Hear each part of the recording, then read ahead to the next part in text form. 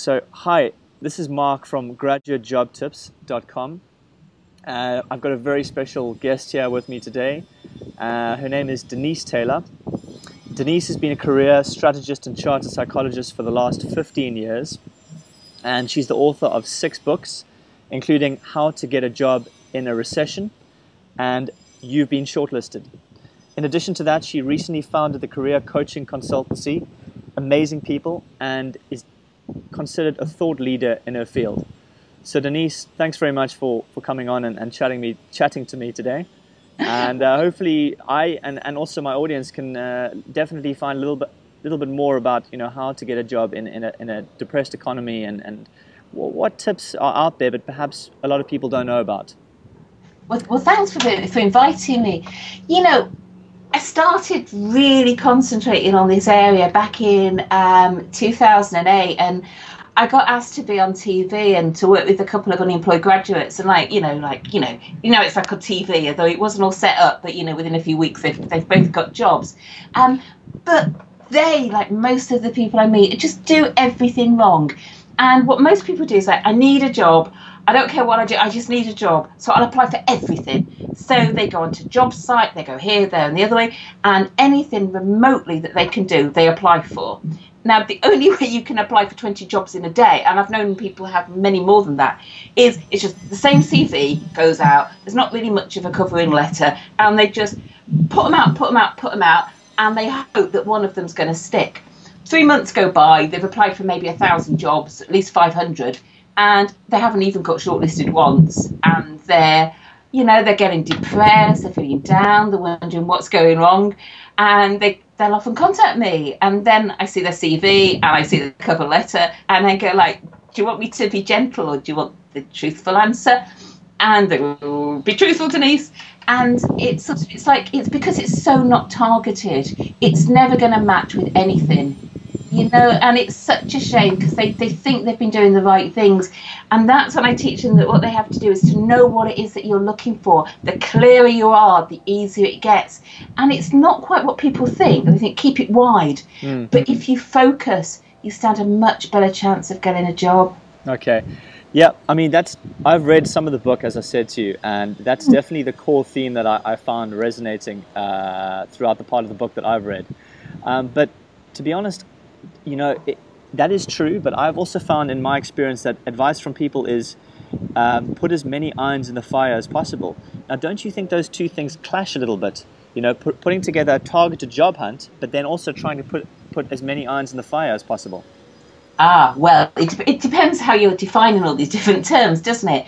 Because if I know, for example, that what I really want to do is to get started in advertising, and ideally I want to be, one of the creatives or an advertising account manager, I'm not quite sure which, but I just really want to work in an advertising agency, then everything to do with my CV should be targeted against that.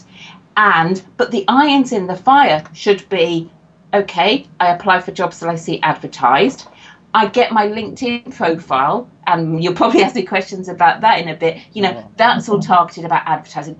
Every single person I meet, I ask them who they know who works in advertising, who might be able to help. So the irons in the fire is not just concentrating on jobs that you see advertised, but identifying companies that might have a need for me, finding people that work for different companies and trying different approaches that are going to get in.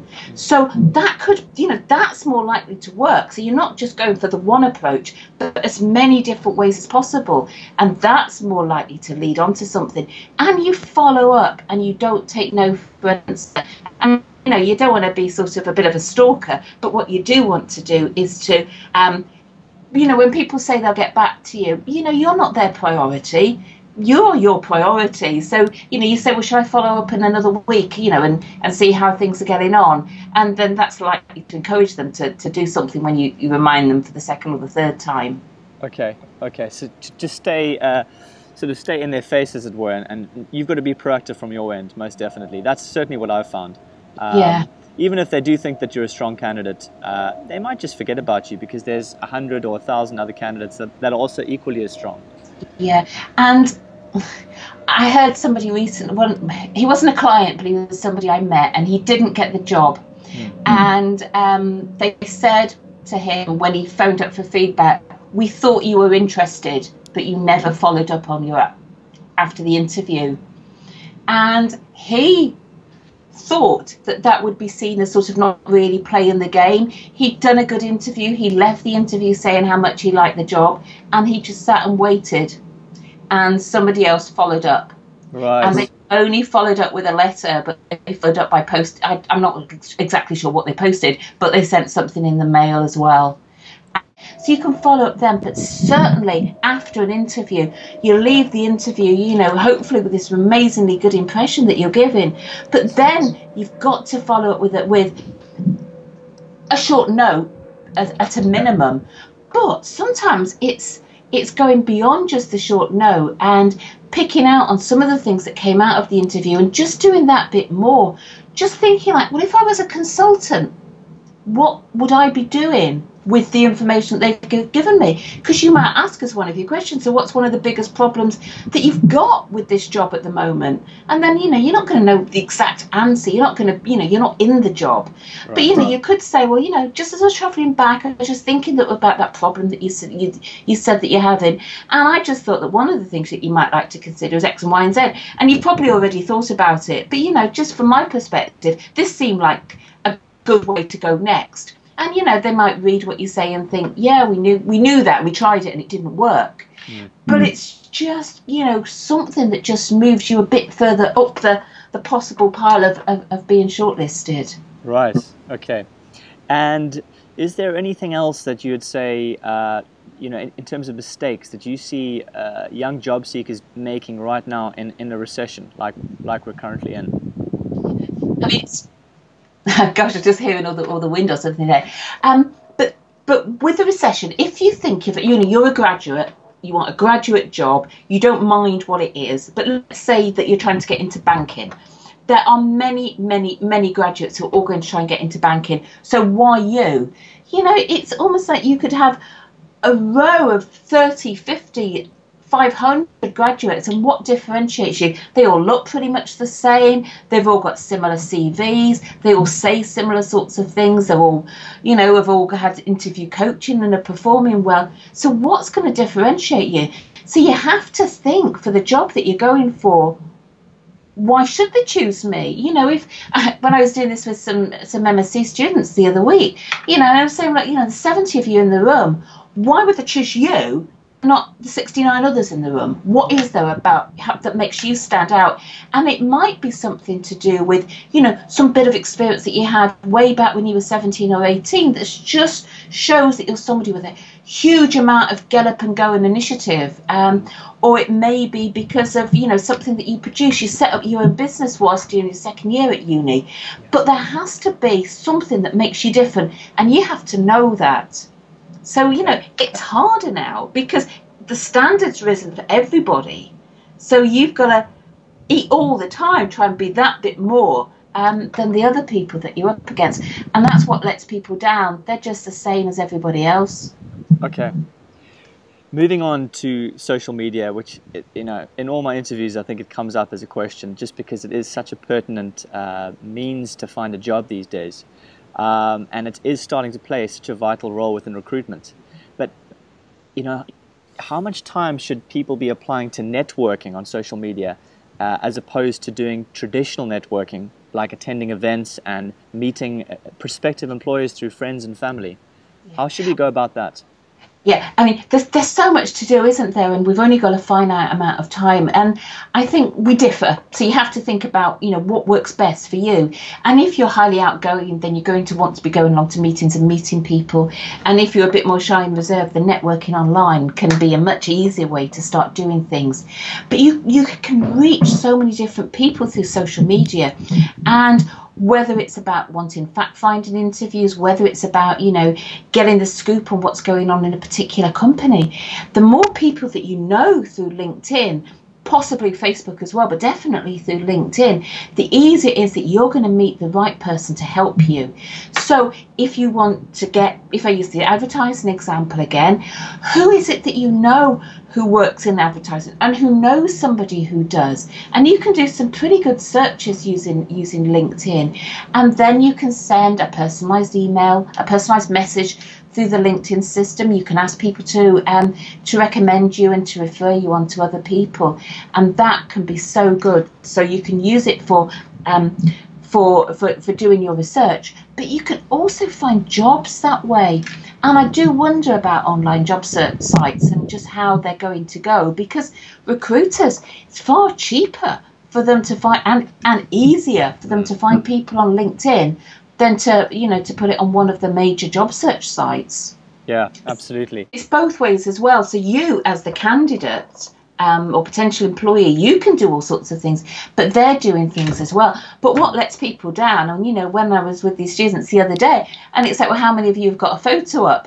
Not many. And I'm saying, well, they're just going to pass over you if you don't have your photograph, and do you have any recommendations? No. Well, that's something else that you need to think about. Yeah. So it's about, getting a well-completed profile that says what it is that you're looking for, because keywords are important. Keywords on your CV, keywords on your LinkedIn profile as well, because when they do that search, if the right words aren't there, then you're not going to appear.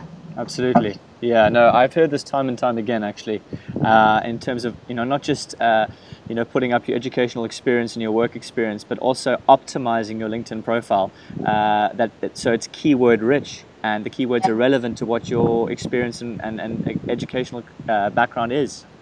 And then employers can find you that way. So no, 100%. I definitely think that maybe a lot of people don't quite know about that now, or realize the importance of optimizing a LinkedIn profile. They have it all up there, but they maybe have a profile that's only 70% complete. And a very good tip I received the other day was, get your recommendations, get at least 3 recommendations. Yeah. Okay. Denise, finally, for my audience, graduates and maybe people that have graduated a few years back looking for entry-level jobs, tell us about what you can offer them in terms of your services, and also where can they find you? Okay, well, my company is Amazing People, so if you search for amazingpeople.co.uk, find me. How I work with graduates is, first of all, it's like helping them to define what is it that they want to do. So there's different things I can do, from a one-on-one coaching to an extended program. Once they know what it is that they want to do, then it's all aspects of job search. So it's either working one-to-one with a person about CVs and interview coaching and keeping them motivated and holding them accountable. But I appreciate not everybody's got a huge budget, and I've developed an online program as well, which is completely designed to be like a one-to-one session with me, but instead of working with me in my office, I appear on video, and I think there's 56 in the whole series, so there's lots and lots of little videos, so you just click on the right one at the right time. Yes, that's right, it's a complete package. It's 8 or 9 modules, gosh, can't remember, and it's £147, 25% off as an introductory offer, and each of the modules comes with numerous videos. There's 56 altogether, and so dependent on where you are in your job search, you just go into the right section. There's short videos and then downloadable documents as well, but you get a heck of a lot of it just out of a 5-minute video, and that's what it's meant to be like. It's all about being personal and immediate. You don't have to wait for an appointment.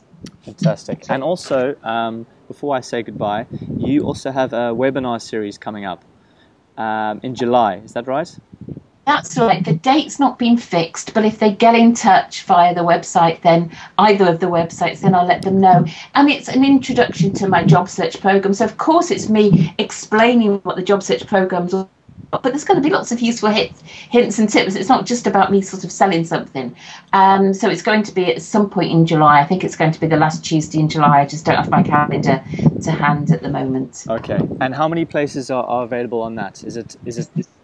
There's 50 on each one. 50 on each one. Okay, fantastic. Denise, thank you very much for your time. That was good. Thanks a lot. Great. Well, thanks very much for inviting me. Okay, yeah. Bye.